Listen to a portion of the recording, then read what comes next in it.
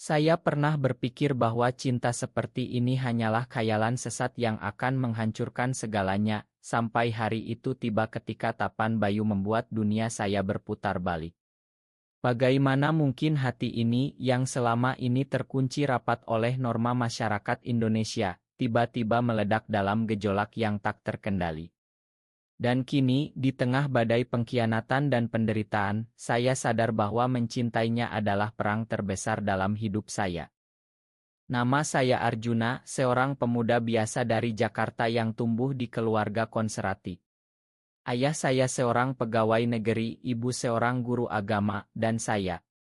Saya hanyalah anak tunggal yang diharapkan melanjutkan garis keturunan dengan menikahi seorang gadis baik-baik.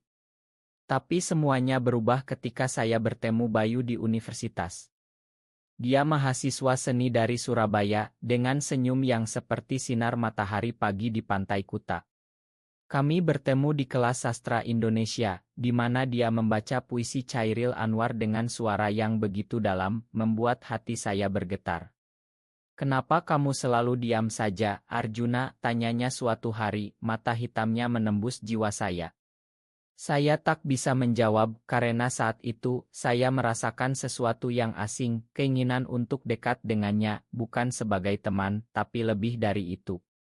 Hari-hari berikutnya, kami semakin dekat. Kami sering menghabiskan waktu di warung kopi dekat kampus, berbicara tentang mimpi-mimpi kami. Bayu bercerita tentang keluarganya yang miskin, bagaimana ia berjuang untuk kuliah dengan beasiswa, dan impiannya menjadi seniman terkenal. "Saya ingin melukis cerita-cerita orang Indonesia yang tersembunyi," katanya, tangannya menyentuh lengan saya tanpa sengaja, membuat jantung saya berdegup kencang. Di dalam hati, saya bergulat, apakah ini salah? Masyarakat kita, dengan adat istiadat yang kuat, menganggap cinta seperti ini sebagai dosa besar. Tapi setiap kali saya melihat Bayu, rasa itu semakin kuat. Saya mulai mempertanyakan segalanya. Mengapa hati ini harus dipenjara oleh aturan yang tak pernah saya pilih? Suatu malam, di bawah hujan deras Jakarta, kami berdua basah kuyup setelah nonton film di bioskop. "Arjuna, apa yang kamu rasakan terhadap saya?" tanyanya tiba-tiba, suaranya gemetar. Saya terdiam, tapi hati saya berteriak. Saya mencintaimu, Bayu," jawab saya akhirnya, kata-kata itu keluar seperti banjir yang tak terbendung. Dia tersenyum, lalu memeluk saya di tengah jalan yang sepi. Saat itu, dunia terasa sempurna. Kami mulai menjalin hubungan diam-diam, mencuri waktu di taman kota atau di kamar kos Bayu. Setiap sentuhan tangan, setiap bisikan, membuat saya merasa hidup. Tapi di balik kebahagiaan itu ada ketakutan yang menggerogoti. Bagaimana jika keluarga tahu? Bagaimana jika teman-teman menolak? Konflik pertama muncul ketika sahabat saya, Rudi, mulai curiga. Rudi, teman sejak SMA, adalah orang yang paling dekat dengan saya. "Kamu aneh akhir-akhir ini, Jun selalu sama Bayu. Apa ada yang salah?" tanyanya suatu hari. Saya berbohong, tapi hati saya sakit. Saya mulai merasa terpecah, antara cinta yang murni dan norma yang menekan. Di malam-malam sepi, saya sering bertanya pada diri sendiri, mengapa Tuhan memberi saya perasaan ini jika itu salah? Apakah saya monster? Bayu selalu menenangkan saya. "Cinta kita bukan dosa, Arjuna. Ini bagian dari siapa kita," katanya, matanya penuh keyakinan. Tapi saya tahu, di Indonesia, di mana agama dan budaya begitu kuat, kami seperti burung yang sayapnya dipotong. Waktu berlalu, dan cinta kami semakin dalam. Kami pergi ke Bali untuk liburan singkat, menyamar sebagai teman. Di sana, di Pantai Sanur, kami berjalan bergandengan di bawah matahari terbenam. "Bayu, aku tak bisa hidup tanpamu," bisik saya. Dia membalas, "Aku juga, Jun, kita akan hadapi semuanya bersama." Tapi kembalinya ke Jakarta membawa badai. Ayah saya mulai mendesak saya untuk bertemu dengan anak temannya, seorang gadis cantik bernama Sinta. "Kamu harus menikah tahun depan, Arjuna. Jangan buang waktu, katanya tegas. Hati saya hancur. Bagaimana saya bisa menikahi orang lain sementara hati ini milik Bayu? Di dalam diri, konflik semakin membara. Saya mulai menjauh dari Bayu, berpikir itu yang terbaik. Kita harus berhenti, kata saya suatu hari, air mata mengalir. Bayu terkejut. Kenapa? Karena takut. Kita bisa sembunyi selamanya, balasnya marah. Tapi saya tahu itu bukan hidup. Saya merasa seperti pengkhianat, meninggalkan orang yang saya cintai karena norma masyarakat. Malam itu, saya tak bisa tidur, memikirkan wajahnya yang penuh luka. Apakah saya egois? Atau saya hanya korban dari sistem yang tak adil? Akhirnya, saya kembali ke Bayu, meminta maaf. Kami bersatu lagi, lebih kuat. Tapi pengkhianatan datang dari tempat tak terduga. Rudi, sahabat saya, ternyata telah mengikuti kami. Dia melihat kami berpelukan di taman. Kalian gila. Ini haram, teriaknya ketika menghadapi saya. Saya memohon, tapi dia mengancam akan memberitahu keluarga. Hati saya remuk. Mengapa sahabat terbaik saya berubah menjadi musuh? Di dalam saya bertanya, apakah persahabatan itu rapuh begini? Bayu menenangkan saya. Kita harus kuat, Jun, cinta kita lebih besar dari ini. Tapi tekanan semakin berat. Keluarga Bayu juga mulai curiga. Ayahnya, seorang nelayan di Surabaya, menelepon dan meminta Bayu pulang. Kamu harus menikah dengan gadis desa, katanya. Bayu menolak, tapi itu membuatnya depresi. Kami sering bertengkar, bukan karena kurang cinta, tapi karena dunia di sekitar kami yang kejam. Kenapa kita harus menderita begini, tanya saya pada diri sendiri setiap malam. Suatu hari, pengkhianatan mencapai puncak. Rudi benar-benar memberitahu ayah saya.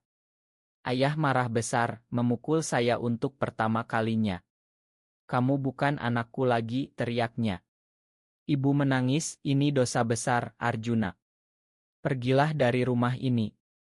Saya pergi, hati hancur berkeping-keping. Bayu menyambut saya di kosannya, tapi kami tahu, ini baru awal dari badai yang lebih besar. Kehidupan kami berubah menjadi pelarian. Kami pindah ke sebuah apartemen kecil di pinggiran Jakarta, hidup dari tabungan saya yang minim. Setiap hari, saya bangun dengan rasa takut bagaimana jika polisi datang. Di Indonesia, meski tak ada undang-undang langsung, masyarakat bisa menghukum kami dengan cara mereka sendiri. Tapi di tengah ketakutan itu, cinta kami semakin dalam. Bayu melukis potret saya, matahari terbenam di belakang, simbol harapan kami. Ini kita, Jun, selamanya, katanya. Saya tersenyum, tapi di hati saya ragu. Apakah kami bisa bertahan? Konflik internal saya semakin parah.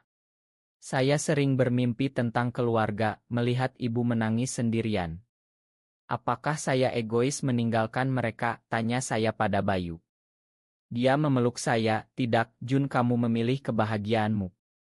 Tapi kata-katanya tak cukup menenangkan. Saya mulai minum alkohol diam-diam, mencoba melupakan rasa bersalah. Bayu menyadarinya, dan kami bertengkar hebat. Kamu menghancurkan diri sendiri. Apa cinta ini tak cukup, teriaknya. Saya menangis, Bayu. Aku takut kehilanganmu juga. Pengkhianatan kedua datang dari Bayu sendiri, meski tak disengaja. Dia bertemu dengan mantan temannya, seorang aktivis di Jakarta. Mereka bisa bantu kita, Jun, ada komunitas yang mendukung, katanya antusias. Saya ragu, tapi setuju.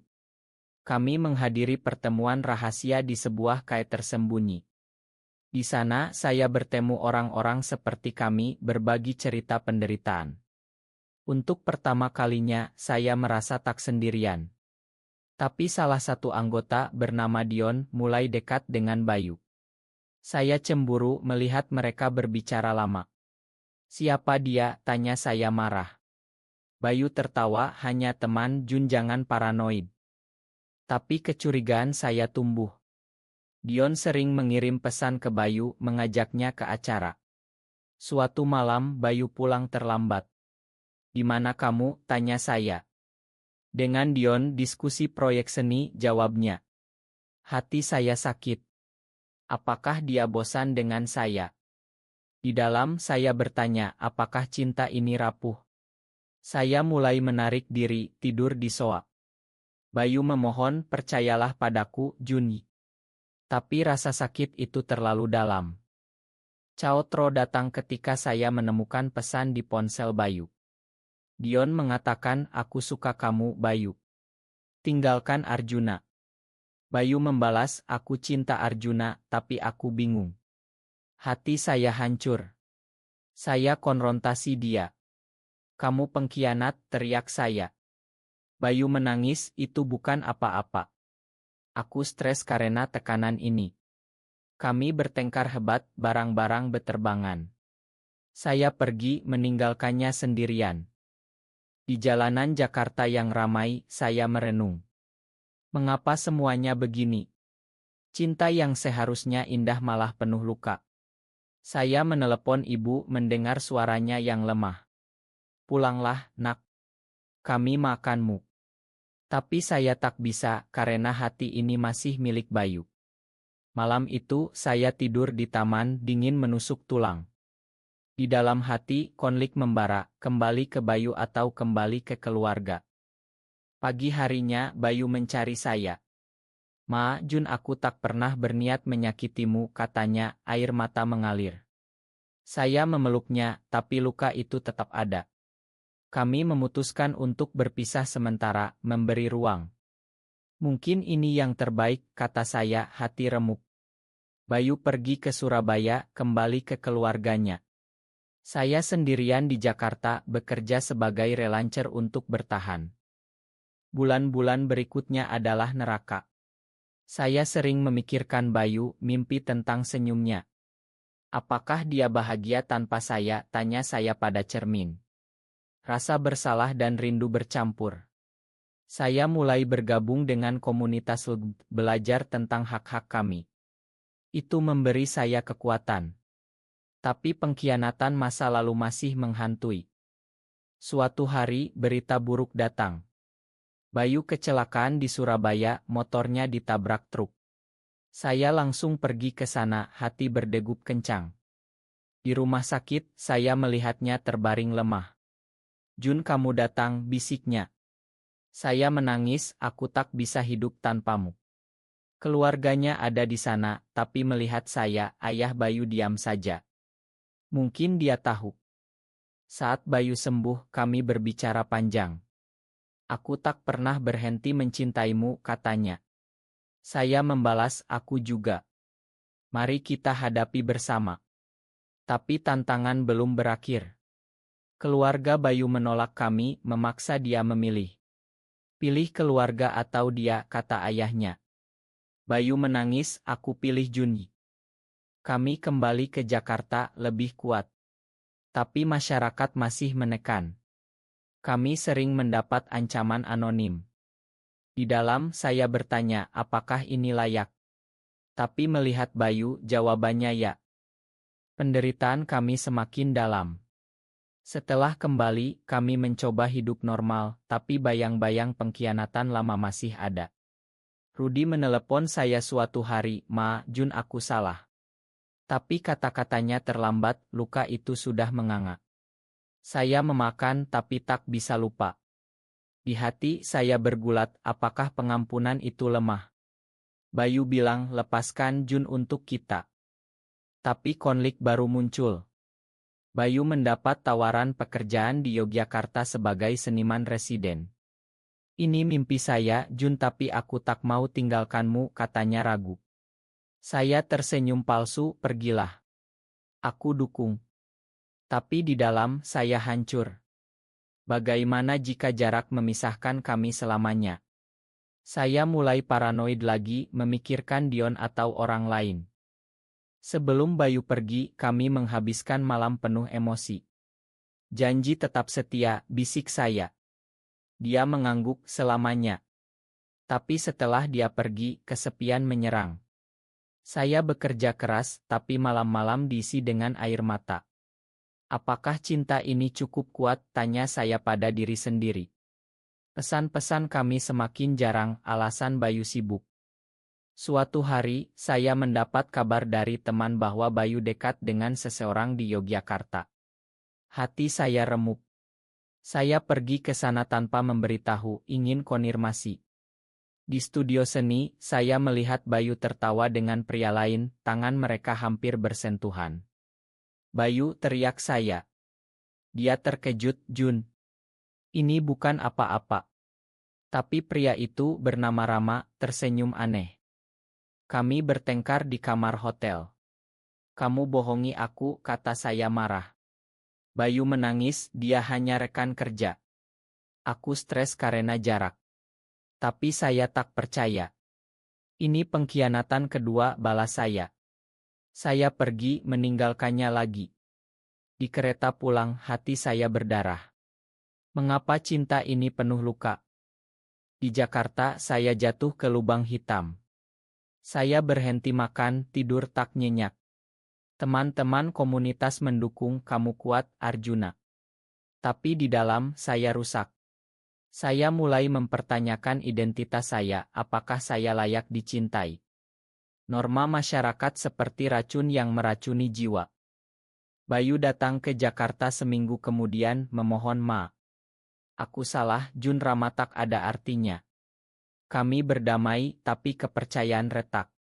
Kami memutuskan tinggal bersama di Yogyakarta. Saya pindah, meninggalkan pekerjaan. Di sana, di kota budaya itu, kami mulai baru. Bayu melukis seri tentang cinta terlarang, terinspirasi dari kami. Ini untuk kita, katanya. Tapi badai belum berlalu. Keluarga saya datang ke Yogyakarta, dipimpin oleh ayah.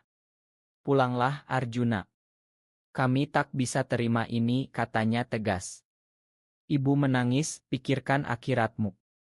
Saya menolak, ini hidupku, ayah. Mereka pergi, tapi kata-kata mereka menusuk. Di malam itu, saya menangis di pelukan Bayu. Apakah kita salah? Tanya saya. Dia jawab, tidak.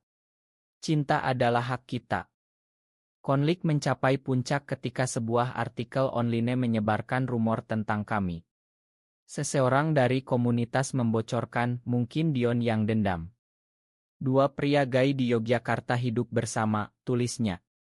Ancaman datang, pesan kebencian, telepon malam. Bayu ketakutan, kita harus sembunyi. Tapi saya marah, tidak. Kita lawan. Kami menghadiri demonstrasi HAM di Jakarta, bergabung dengan ribuan orang. Di sana saya berpidato, cinta kami bukan dosa. Ini manusiawi. Tapi setelah itu, serangan isik datang. Beberapa orang menyerang kami di jalan, memukul Bayu. Saya melindunginya, terluka juga. Di rumah sakit, Bayu berbisik, terima kasih, Jun, aku cinta kamu. Pemulihan membuat kami lebih dekat. Tapi pengkhianatan terakhir datang dari dalam komunitas. Dion mengaku telah membocorkan karena cemburu. Aku ingin Bayu untukku, katanya. Kami memakan, tapi hati sakit. Di dalam, saya bertanya, mengapa bahkan di tempat aman ada pengkhianatan. Waktu berlalu, dan kami belajar. Cinta kami bukan dongeng, tapi perjuangan. Kami mulai membantu orang lain, mendirikan kelompok dukungan kecil. Ini cara kita bertahan, kata Bayu. Emosi semakin membara di dalam diri saya. Setiap hari di Yogyakarta, saya melihat Bayu melukis dengan penuh gairah, tapi di balik senyumnya, ada luka yang tak sembuh. Apakah aku cukup untukmu? Tanya saya suatu malam, suara gemetar. Bayu memeluk saya erat, kamu segalanya, Junyi. Tapi keraguan itu seperti ular yang melingkar di hati, makin ketat setiap hari. Konflik dengan keluarga semakin parah. Ayah Bayu datang dari Surabaya, marah besar. Kembalilah, anakku. Jangan hancurkan nama keluarga, teriaknya. Bayu menangis, ayah, aku bahagia di sini. Ayahnya memukul meja, bahagia. Ini neraka. Saya diam, tapi di dalam, rasa bersalah membakar. Apakah saya penyebab penderitaan ini? Malam itu, Bayu tak bisa tidur. Jun, aku tak mau kehilangan keluarga. Saya mulai merasa terjebak. Di komunitas, kami dianggap panutan, tapi tekanan itu berat. Kalian berdua inspirasiku, kata seorang pemuda. Tapi saya merasa palsu karena di dalam saya rapuh. Suatu hari, saya bertengkar dengan Bayu lagi. Kamu terlalu sibuk dengan seni.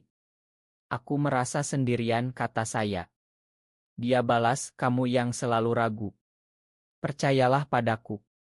Air mata mengalir, dan kami berpisah kamar malam itu. Pengkhianatan datang lagi, kali ini dari saya sendiri. Dalam kesepian, saya bertemu dengan seorang pria di acara komunitas bernama Hari. Dia mendengarkan cerita saya, dan untuk sesaat, saya tergoda. Kamu pantas lebih baik, katanya.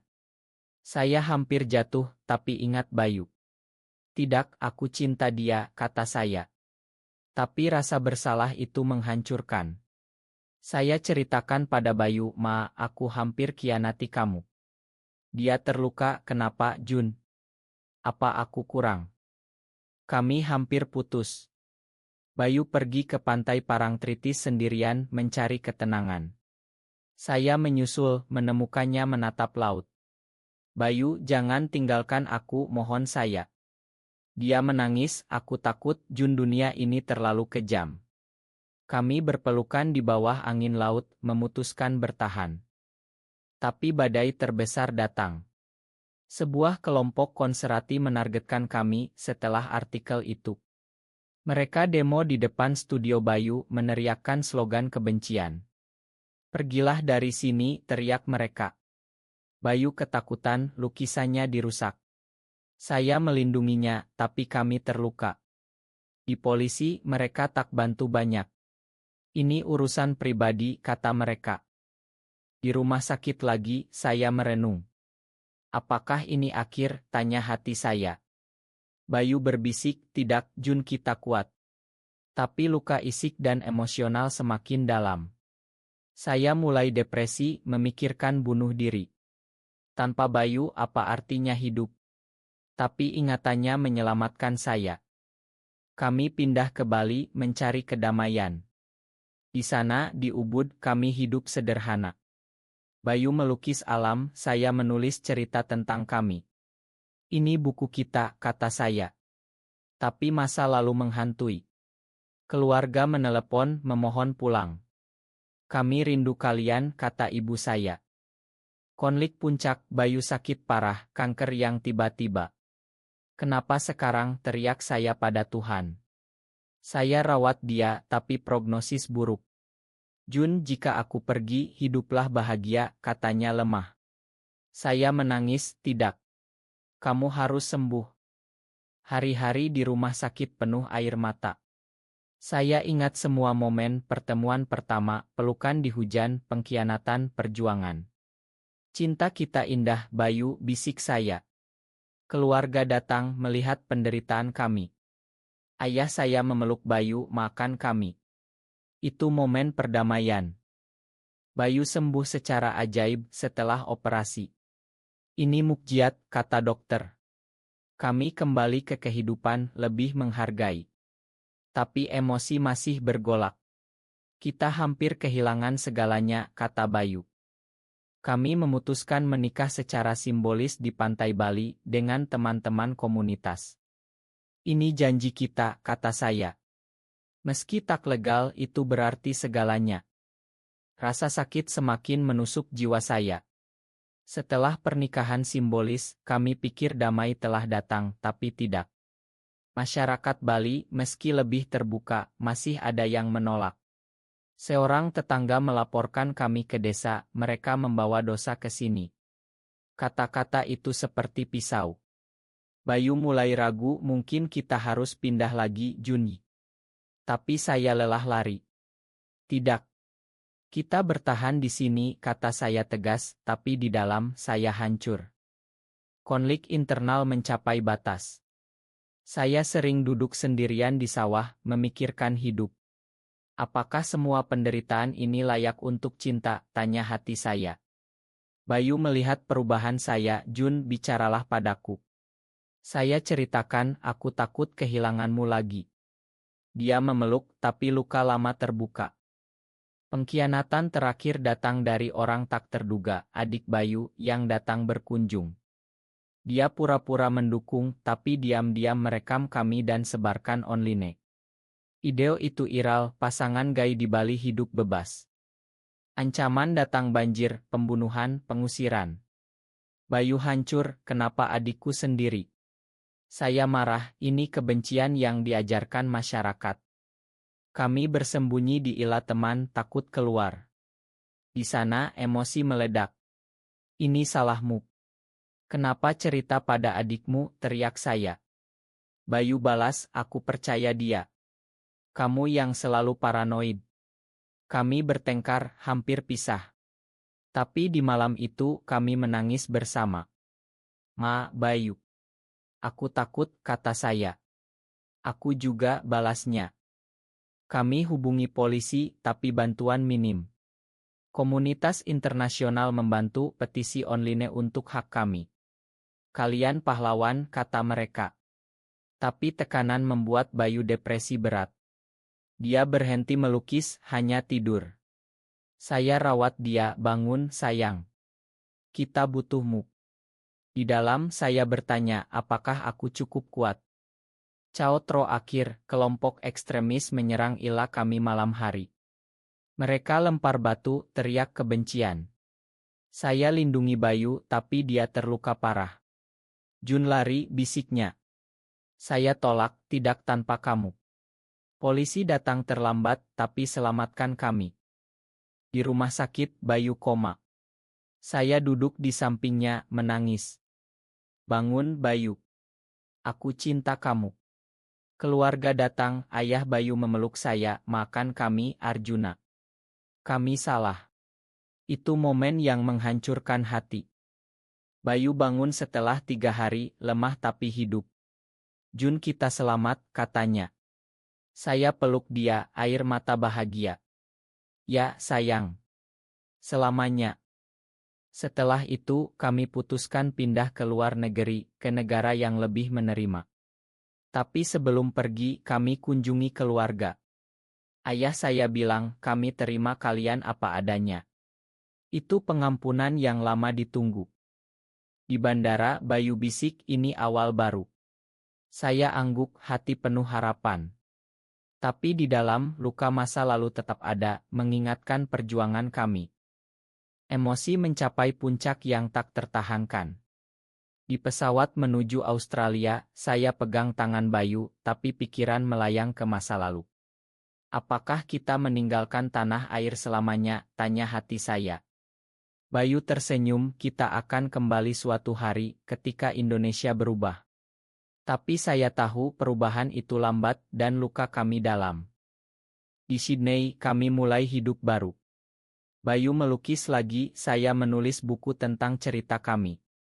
Ini testamen cinta kita, kata saya. Tapi adaptasi sulit. Budaya baru, bahasa, membuat kami merasa asing. Aku rindu nasi goreng, kata Bayu tertawa, tapi matanya sedih. Konflik terakhir muncul dari dalam. Saya mulai mimpi buruk tentang serangan, bangun berkeringat. Jun, kamu butuh bantuan, kata Bayu. Saya tolak, aku kuat. Tapi akhirnya, saya ke terapis. Di sana, saya ceritakan semuanya, pengkhianatan, penderitaan, cinta. Anda trauma, kata terapis. Itu membuka mata saya. Bayu juga punya demonnya. Dia sering menangis sendirian, memikirkan keluarga. Apakah mereka baik-baik, tanyanya. Kami telepon, tapi jarak membuatnya sakit. Suatu hari, kami bertengkar lagi. Kamu terlalu fokus pada masa lalu, kata saya. Kamu yang tak paham rasa rinduku, balasnya. Tapi melalui itu, kami tumbuh. Kami ikut kelompok dukungan di Sydney, berbagi cerita. Kalian inspirasiku, kata orang-orang. Itu memberi tujuan. Kembali ke Indonesia untuk kunjungan, kami lihat perubahan kecil. Komunitas tumbuh, hak-hak dibahas. Tapi masih ada kebencian. Di Jakarta, kami bertemu Rudi yang minta ma lagi. Aku belajar, Juni. Saya makan sepenuh hati. Di akhir kunjungan kami ke Bali, tempat pernikahan simbolis. Ingat ini, tanya Bayu. Saya angguk selamanya. Kembali ke Sydney, kami putuskan adopsi anak, membangun keluarga. Ini mimpi kita, kata Bayu. Proses panjang, tapi berhasil. Anak kami, seorang bayi Indonesia yang diadopsi, membawa cahaya baru. Tahun-tahun berlalu, cinta kami matang. Bayu menjadi seniman terkenal, lukisannya tentang hak dijual mahal. Saya terbitkan buku menjadi suara bagi banyak orang. Di usia tua, kami duduk di pantai Sydney, memandang laut. Terima kasih atas segalanya, Jun, kata Bayu.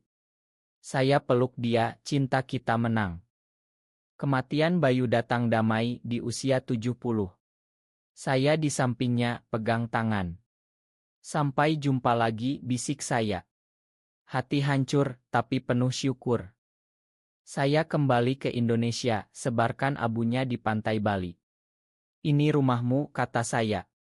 Keluarga menyambut, kamu pahlawan kami. Hidup saya berakhir dengan damai, tahu bahwa cinta kami menginspirasi generasi baru. Di Indonesia yang berubah, hak diakui. Terima kasih, Bayu, bisik hati saya selamanya.